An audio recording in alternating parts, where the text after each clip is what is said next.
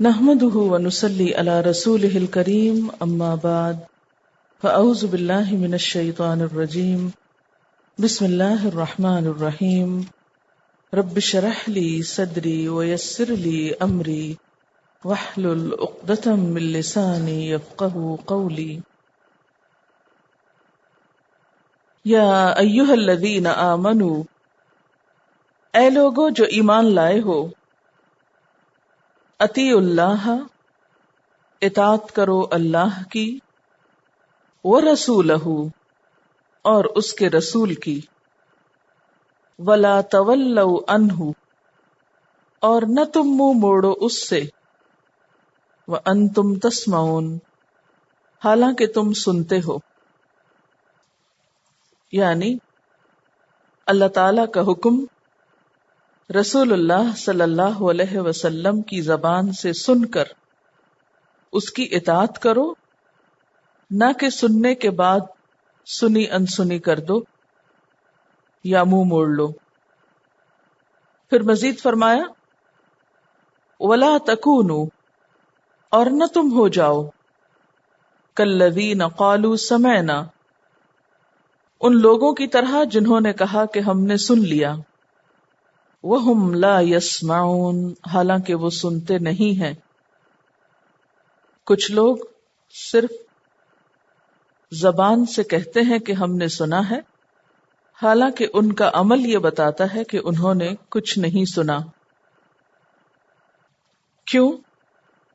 اس لیے کہ جب کسی بات کے سننے کے بعد انسان کا جواب اس کے مطابق نہ ہو، خواہ زبان سے یا عمل سے، تو یہ رویہ کیا ظاہر کرتا ہے کہ گویا سننے والے نے کچھ سنا ہی نہیں۔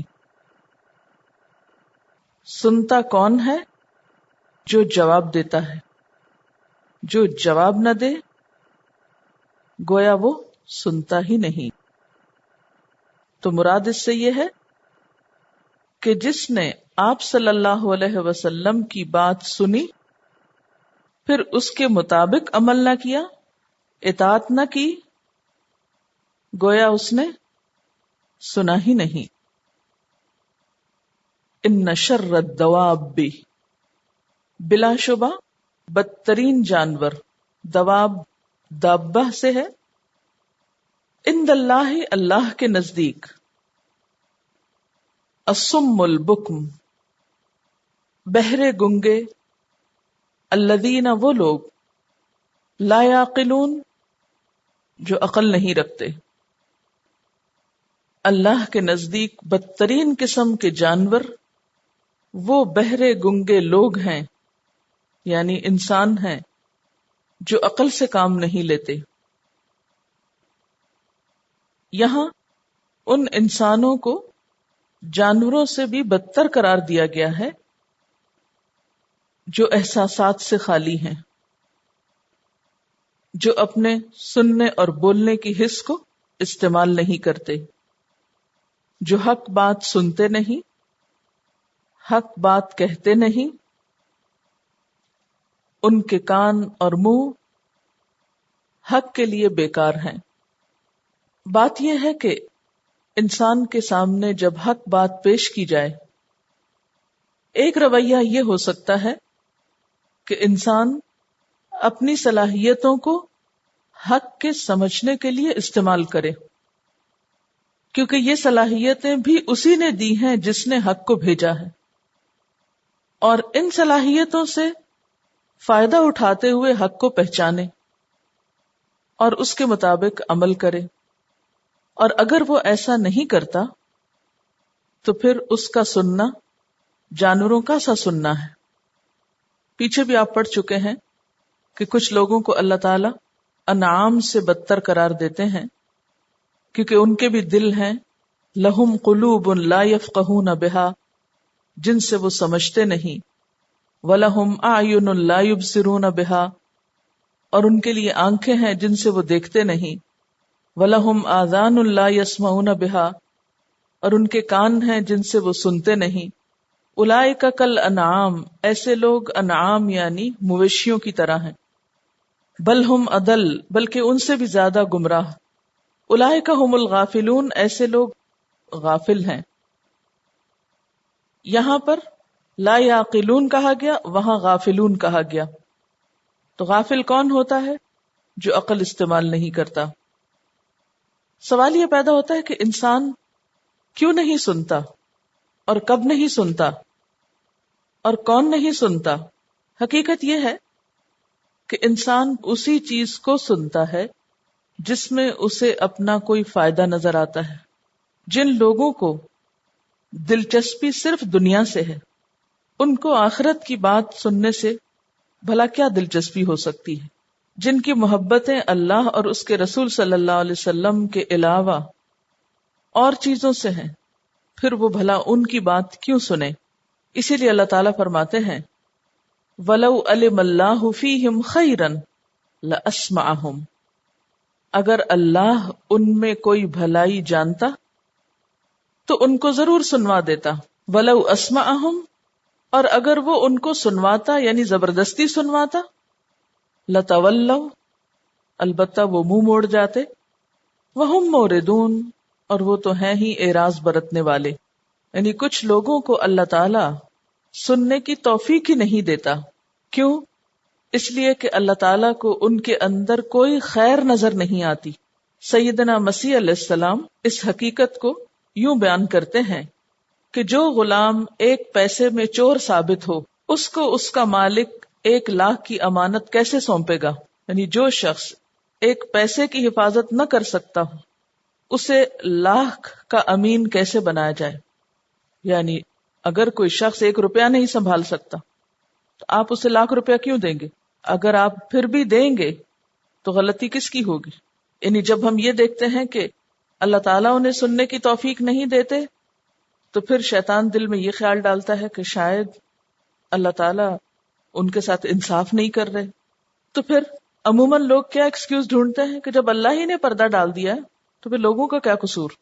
اس کا جواب ہے یہاں کہ اللہ تعالیٰ کسی سے سننے کی صلاحیت کیوں چھینتا ہے؟ اس لیے کہ وہ شخص اس بات کا ثبوت نہیں دیتا کہ وہ سننے کے لائق ہے، یا سن کر وہ اس سے کچھ فائدہ اٹھائے گا، یا اس سے کوئی صحیح راہ پائے گا. اسی لیے فرمایا اگر اللہ ان میں کوئی بھلائی جانتا ہوتا، اللہ کو معلوم تو ہے، مراد یہ ہے کہ وہ اپنی بھلائی کو ظاہر کرتے، پروف کرتے، تو انہیں سننے کی توفیق بھی مل جاتی. لیکن اب حال یہ ہے کہ ان کو کوئی دلچسپی نہیں، اس لیے اللہ تعالیٰ پھر ایسا موقع بھی نہیں دیتا کہ سنوائے. اور خیر سے مراد یہاں کیا ہے؟ حق کی طلب، نیکی کی خواہش. کیونکہ بغیر طلب کے اگر کسی کو بھی کوئی چیز دی جائے تو وہ اسے قبول نہیں کرے گا. اس کی مثال کیا ہے؟ مثلا اگر کسی شخص کو بھوک نہ لگی ہو اور آپ اس کو کھانا کھلائیں تو کیا کرے گا؟ کھائے گا نہیں. اور اگر زبردستی اس کے منہ میں ڈالیں گے تو وہ کیا کرے گا؟ الٹ دے گا. اسی طرح پتھر پر آپ پانی ڈالیں، بیج ڈالیں، اس کے اندر کچھ نہیں جائے گا، کیونکہ پتھر کے اندر وہ صلاحیت ہی نہیں، وہ طلب ہی نہیں. کوئی بات خواہ کتنی ہی کارآمد کیوں نہ ہو، کسی بات میں کیسی ہی سچائی کیوں نہ ہو، لیکن ہر شخص اس کو پانے کی، سمجھنے کی، قبول کرنے کی صلاحیت نہیں رکھتا. وجہ دلچسپی کا نہ ہونا، طلب کا نہ ہونا، ضرورت کا نہ ہونا. اور عام زندگی میں بھی کون انسان بات کو زیادہ بہتر طور پر سمجھتا ہے؟ بصیرت کس کو نصیب ہوتی ہے؟ سننے کے بھی کچھ لیولز ہیں نا. ایک ہوتا ہے محض سن لینا، اور ایک ہوتا ہے سن کر اس سے کوئی نتیجہ نکالنا، اور ایک ہوتا ہے صرف ظاہری آواز کو سننا، اور ایک ہوتا ہے اس کے ہڈن میسج کو بھی سمجھ لینا. مثلا ایک ماں اپنے بچے کی آواز کو جب سنتی ہے تو اس کا مطلب بھی سمجھ لیتی، حالانکہ وہ میسج اتنا کلیئر نہیں ہوتا. لیکن چونکہ ماں کو اپنے بچے میں دلچسپی ہے، محبت ہے، اس کا دل ہے اس میں، تو وہ جو دلچسپی کا زیادہ ہونا ہے وہ مشکل سے مشکل بات کو بھی جو عام انسانوں کو سمجھ نہیں آ سکتی وہ اس کو سمجھا دیتا ہے. تو ایک ماں کا اپنے بچے کی آواز کو سن کر اس کا مطلب سمجھ لینا مختلف ہے اس شخص کی نسبت جو اس بچے کی محض آواز سن رہا ہے. تو دونوں کے سمجھنے کے لیول میں فرق کیوں ہے؟ ایک کا اپنے بچے میں دلچسپی رکھنا اور دوسرے کا اس میں دلچسپی نہ رکھنا. تو جس شخص کو اللہ تعالی کی ذات میں، اس کی قدرت میں، اس کی صفات میں کوئی دلچسپی ہی نہیں، پھر بھلا وہ اللہ کی بات کیوں سنے گا؟ اس لیے یہاں آپ سب کو ایک نصیحت کرنا چاہوں گی کہ لوگوں کو اللہ کی بات سنانے سے پہلے ان کے دل میں اللہ کی ذات سے دلچسپی پیدا کریں، زمین کو ہموار کریں. عام طور پر ہم ڈائریکٹ بات سنانے کی کوشش کرتے ہیں کہ بس کسی طرح دوسرے کو سنا ڈالیں، پہنچا دیں اس کو. ٹھیک ہے، سنانے سے ہی بات بنے گی، لیکن اس سے پہلے اس چیز میں اس کا انٹرسٹ ڈیولپ کریں، اسے اللہ تعالیٰ کی قدرت کی نشانیاں دکھائیں، اللہ تعالیٰ کے بارے میں بات کریں، اللہ کی محبت اس کے دل میں ڈالیں. پھر آپ کو زبردستی سنوانے کی ضرورت نہیں رہے گی. پھر فرمایا یا ایھا الذین آمنو، اے لوگو جو ایمان لائے ہو، استجیبوا للہ وللرسول، لبیک کہو اللہ کے لیے اور رسول کے لیے. استجیبوا کا کیا مطلب ہے؟ جواب دو، بات مان لو، یعنی اللہ اور رسول کی بات مان لو. کون سی بات؟ اذا دعاکم، جب وہ بلاتے ہیں تم کو. کس چیز کی طرف؟ لما یحییکم، اس چیز کی طرف جو تم کو زندگی بخشتی. اللہ اور رسول پکار رہے ہیں، پکار سن لو. کس چیز کی طرف پکار رہے ہیں؟ اس چیز کی طرف جس سے تمہیں زندگی ملے گی. کیا ہے وہ چیز جو تم کو زندگی دینے والی ہے؟ لما، ما کیا ہے یہاں؟ اس کے کئی معنی کیے گئے ہیں. اب یعنی ایک انسان کو کیا چیز زندگی بخشتی ہے. ایک معنی اس کا قرآن پاک لیا گیا ہے، یعنی اللہ کی یہ کتاب انسان کے اندر ایسا فرق پیدا کرتی جیسے ایک مردہ اور زندہ کا فرق ہوتا ہے. پیچھے بھی اس کے متعلق آپ پڑھ چکے ہیں.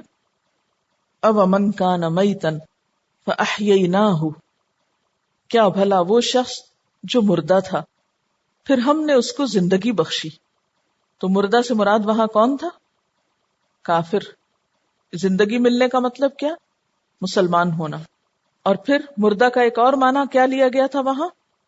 کہ جو دین سے غافل ہو. اور زندگی کیا ہے؟ دین کا علم. تو یہاں بھی ایک معنی اس سے قرآن اور اسلام کا ہے کہ اللہ اور رسول جب تمہیں اپنے احکامات کی طرف بلائیں، اپنی کتاب کی طرف بلائیں، اس دین کی طرف بلائیں، تو کیا کرو؟ ان کی پکار سنو اور سن کر جواب دو. جو سننا ہی نہ چاہے اور سن کر پھر جواب نہ دے تو پھر وہ تو ایک بدترین جانور ہے. اس کی زندگی میں اور جانور کی زندگی میں کچھ بڑا فرق نہیں، کیونکہ جانور بھی اپنی خواہشات پوری کرنے کے لیے جیتے ہیں. کھانا پینا، شادی، گھر، اپنے مشغلے، خواہشات وغیرہ وغیرہ، جو بھی ان کی دلچسپی کی چیزیں ہوتی ہیں، اور ہر جانور کی دلچسپی مختلف ہوتی.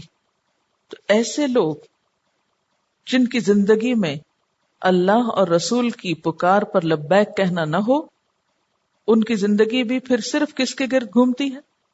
کھانے پینے، شادی، گھر اور کام کے گرد، اور بس.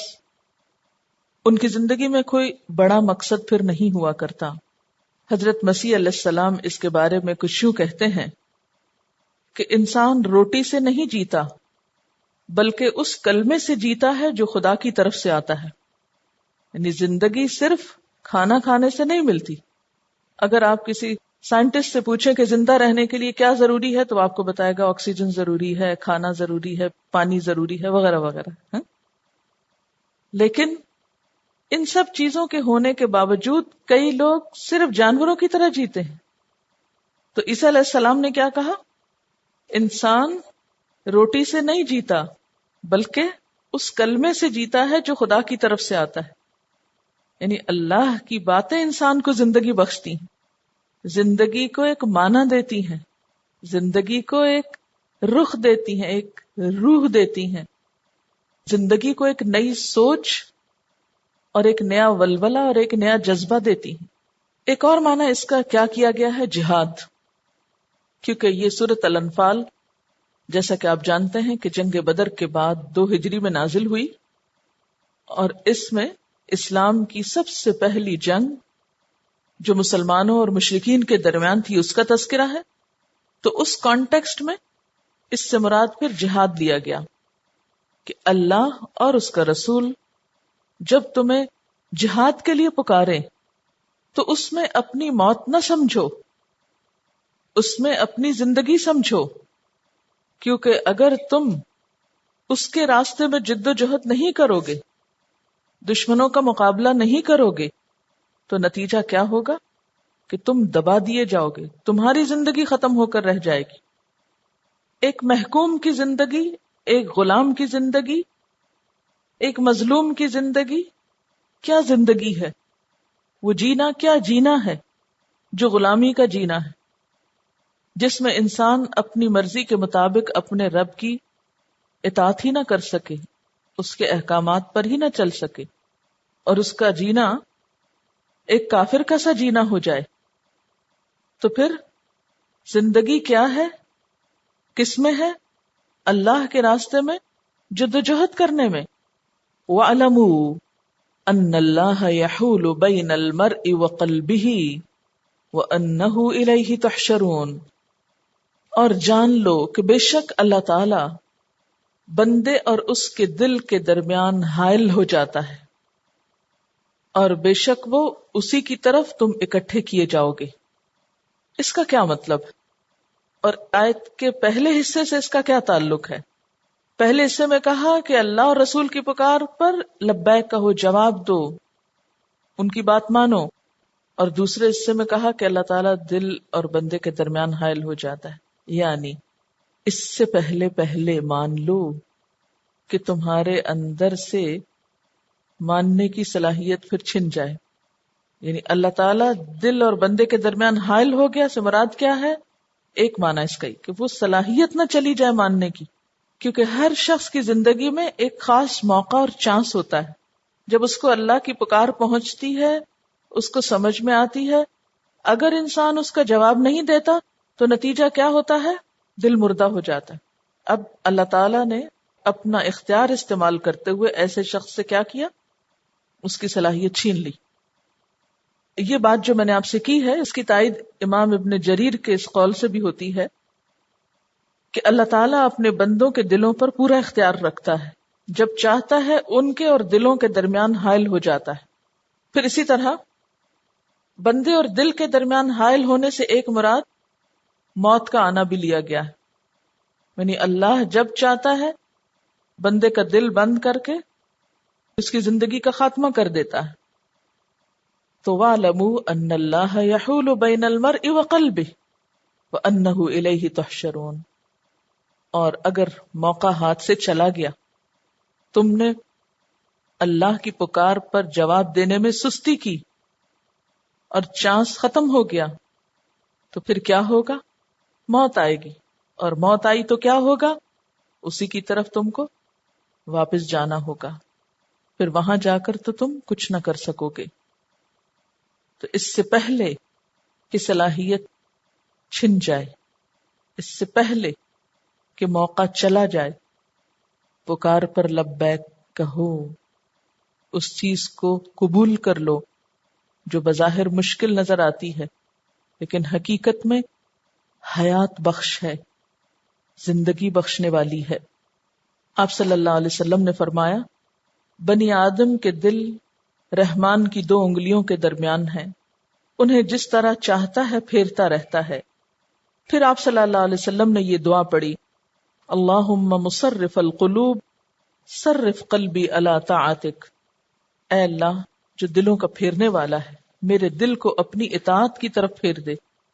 بعض روایات میں آتا ہے، اللہم مقلب القلوب ثبت قلبی علی دینک، اے اللہ دلوں کو الٹ پلٹ کرنے والے، میرے دل کو اپنے دین پر جما دے۔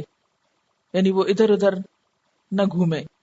پھر اسی طرح ایک اور معنی اس کا یہ بیان کیا گیا ہے کہ اللہ تعالی بندے اور اس کے دل کے درمیان حائل ہے، یعنی بندے کے دل میں جو بھی خیالات آتے ہیں اس سے پہلے کہ وہ بندے کے دماغ تک پہنچے، یعنی ابھی خیال اٹھا ہی دل سے اور دماغ تک نہیں آیا کہ اللہ تعالیٰ کو پہلے ہی پتہ چل گیا. اس کا پھر ریلیشن پچھلے حصے سے کیا ہوگا کہ جب بھی کسی انسان تک اللہ کی بات پہنچتی ہے، پیغام آتا ہے، تو اس کے ریئیکشن کے طور پر آپ دیکھیے کہ جب بھی ہم کوئی حکم سنتے ہیں تو فوراً ہمارے دل میں کوئی خیال آتا ہے نا. مثلاً کیا خیال آتا ہے؟ یا تو آتا ہے الحمدللہ یہ بات پتہ چلی، انشاءاللہ جلد عمل کریں گے. بہت اچھا خیال آتا ہے، بہت خوبصورت جذبہ پیدا ہوتا ہے دل میں. ابھی وہ اٹھا ہی آپ کے دماغ تک نہیں آیا، اللہ کو پہلے ہی پتہ چل گیا کہ یہ بندہ جس کو میں نے پکارا تھا اس نے میری پکار کا جواب کیا دیا. اور دوسرا بندہ کیا کرتا ہے جب اس تک اللہ کا کوئی حکم پہنچتا ہے؟ یہ نہیں ہوتا مجھ سے. اب یہ بھی جو دل میں خیالات کا طوفان اٹھا یہ بھی پتہ چل گیا اس کو.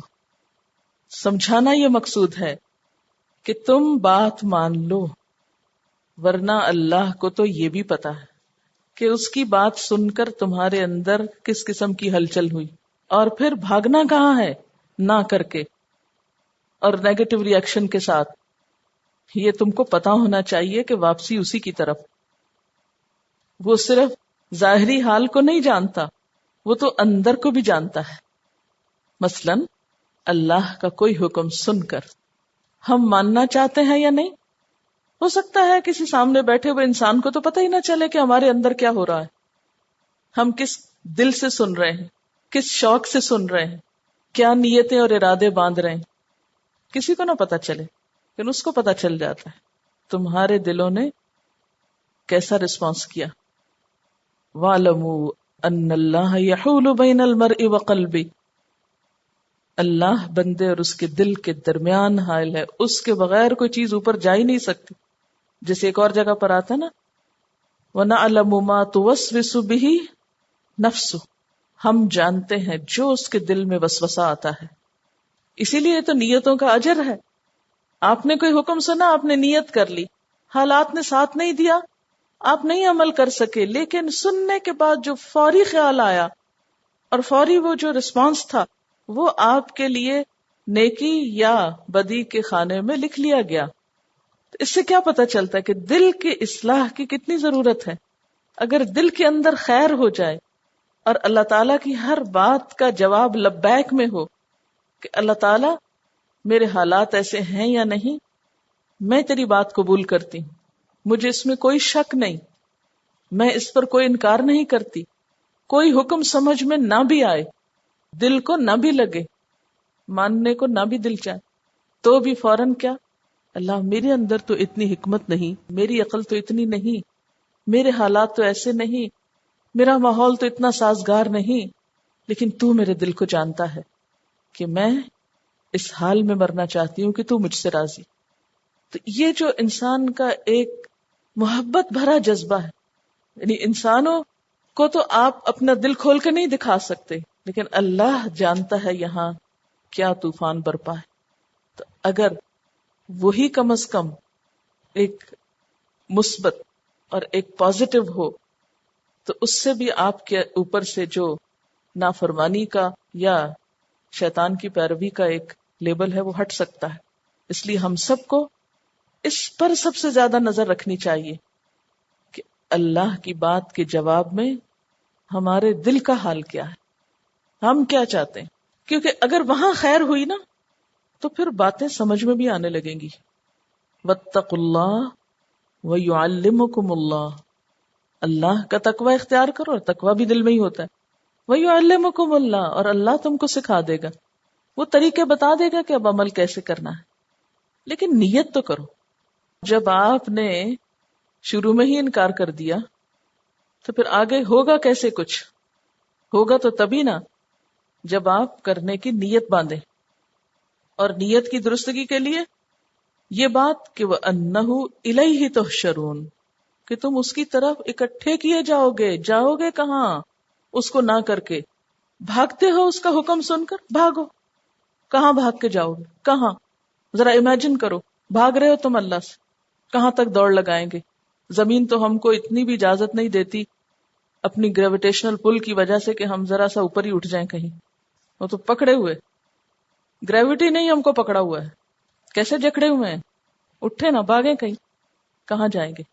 کبھی ہم نے اس پل کو اس اینگل سے دیکھا ہی نہیں کہ یہ ہمارے پکڑنے کا بھی ایک انتظام.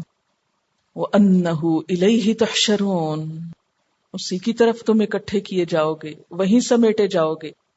اور پھر اسی طرح یہ ہے کہ انسان کو اللہ کا کوئی حکم سن کر عمل کرنے میں بھی دیر نہیں کرنی چاہیے، ورنہ معلوم نہیں کس وقت نیت بدل جائے، معلوم نہیں کس وقت ارادہ کھوٹا ہو جائے. کیونکہ ایسا ہوتا ہے نا کہ ہم ایک حکم سنتے ہیں، سچا پکا وعدہ کرتے ہیں کہ عمل کریں گے، پھر اس کے بعد عمل کرنے میں کوتاہی کر دیتے ہیں. اب دل بیچارہ تو بدلتا رہتا ہے، کچھ دن گزرتے ہیں کہ وہ بھول بھلا جاتے ہیں یا نیت ہی بدل چکی ہوتی. تو اس سے پہلے کہ تمہاری نیت بدل جائے، ارادہ بدل جائے، تم کیا کرو؟ عمل کر ڈالو، جواب دے دو.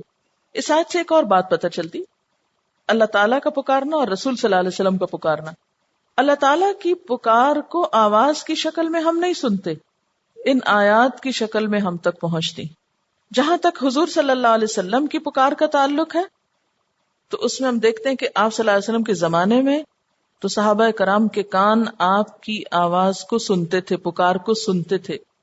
لیکن اب ہم اس پکار کو تو نہیں سن سکتے، مگر جس طرح قرآن کی آیات ہم تک پہنچتی ہیں ایسے ہی احادیث بھی ہم تک لکھی ہوئی پہنچتی ہیں.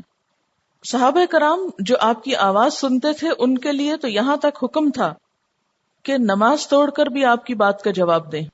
ابو سعید بن مالا کہتے ہیں کہ میں نماز پڑھ رہا تھا، آپ میرے سامنے سے گزرے اور مجھے بلایا.